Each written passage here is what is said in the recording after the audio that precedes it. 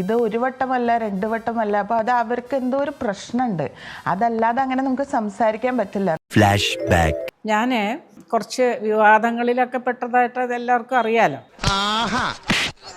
നീ ഒന്ന് ഭൂമിയിലേക്ക് ഇറങ്ങി കിട്ടാൻ കാത്തിരിക്കായിരുന്നടാ. അത് വിവാദമായിട്ട് നിങ്ങൾക്ക് തോന്നിയെങ്കിലും അത് വിവാദമായിട്ട് എനിക്ക് തോന്നിയിട്ടില്ല. മനസ്സിലാവണില്ലോടാ, അത്ര പെട്ടെന്ന് മനസ്സിലാക്കിയെടുക്കാനുള്ള ബുദ്ധി അതിനുണ്ടോടാ. കലാമണ്ഡലത്തിൽ ഓട്ടംതുള്ളിൽ പഠിച്ച ഒരുത്തി, ഇവള് ഓട്ടംതുള്ളലാണ്. എന്തൊരു തുള്ളലാ പഠിച്ചതെന്ന് പോലും എനിക്ക് അറിഞ്ഞുകൂടാ. ഇന്ന് കുറച്ച് കൂടുതലാ മോനെ. ഇന്നല്ല എന്നും ഇത്തിരി കൂടുതലാണല്ലോ. നിങ്ങൾക്ക് അറിയാൻ വേണ്ടി ഞാൻ പറയാം, മറിമായ എന്ന് പറഞ്ഞ ഒരു യൂട്യൂബിൽ ഒരു സാധനമൊക്കെ പോകുന്നുണ്ടല്ലോ.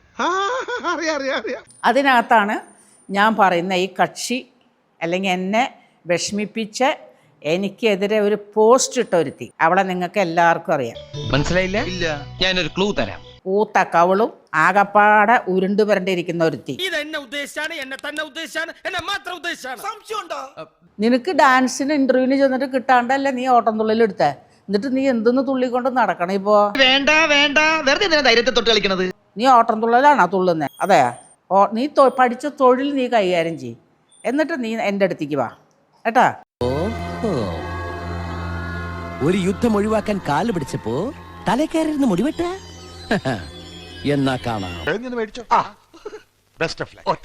സ്നേഹി, ഈ കലാമണ്ഡലം സത്യഭാമ ഇതിനു മുൻപ് പരിചയമുണ്ടോ? ഇല്ല, എനിക്കൊരു പരിചയമില്ല. ഞാൻ അറിയുന്നത് പ്രിയപ്പെട്ട RLV രാമകൃഷ്ണനെതിരെ അവർ നടത്തിയൊരു പരാമർശത്തിന്റെ പേരിലാണ് ഇങ്ങനെ ഒരാളെ തന്നെ ഞാൻ അറിയുന്നത്. എനിക്ക് തോന്നുന്നത് ഞാൻ മാത്രമല്ല, കേരള സമൂഹം അറിയുന്നതും അങ്ങനെ തന്നെയാണ്. ഇത് കേട്ടപ്പോ അത് എന്താണ് അങ്ങനെ എന്ന് ഞാൻ ആലോചിച്ചപ്പോൾ എനിക്ക് പിന്നീട് തോന്നി ഇവർക്കൊരു റിപ്ലൈ കൊടുക്കേണ്ട ആവശ്യം നമുക്ക് ഇല്ല എന്ന് എനിക്ക് തോന്നി. കാര്യം ഇപ്പൊ തുടക്കത്തിൽ പറഞ്ഞതുപോലെ തന്നെ ഇത് ഒരു വട്ടമല്ല രണ്ട് വട്ടമല്ല. അപ്പൊ അത് അവർക്ക് എന്തോ ഒരു പ്രശ്നമുണ്ട്. അതല്ലാതെ അങ്ങനെ നമുക്ക് സംസാരിക്കാൻ പറ്റില്ല. നമുക്കൊരു സാധാരണ മനുഷ്യർക്കൊക്കെ ഒരു നിലവാരം വിട്ട് താഴേക്ക് നമുക്ക് സംസാരിക്കാൻ പറ്റാറില്ല.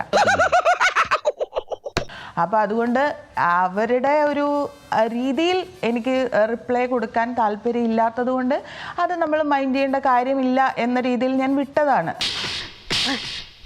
അവർ തന്നെ പറയുന്നുണ്ട് ഒരാളെ പറ്റി കൃത്യമായി അറിയാതെ സംസാരിക്കുന്ന ആളല്ല എന്ന്. പക്ഷേ അവർ പറഞ്ഞതെല്ലാം തെറ്റ് തന്നെയായിരുന്നു. ഞാൻ ഒരിക്കലും കലാമണ്ഡലത്തിൽ ഒരു അഡ്മിഷന് വേണ്ടി ഞാൻ പോയിട്ടില്ല. ഞാൻ ഡാൻസ് പഠിക്കാൻ പോയിട്ടില്ല കലാമണ്ഡലത്തിൽ. ഞാൻ ഓട്ടംതുള്ളൽ പഠിക്കാൻ പോയിട്ടില്ല. ഞാൻ കലാമണ്ഡലത്തിൽ നിന്നല്ല ഇതൊന്നും പഠിച്ചിട്ടുള്ളത്. ഒരുപക്ഷെ ഞാനൊരു തുള്ളൽക്കാരിയാണ് എന്ന് ആരെങ്കിലും പറഞ്ഞപ്പോൾ അവർ തെറ്റിദ്ധരിച്ചതാണോ എന്ന് എനിക്കറിയില്ല. ഞാൻ ഒരിക്കലും കലാമണ്ഡലത്തിലല്ല പഠിച്ചിട്ടുള്ളത്.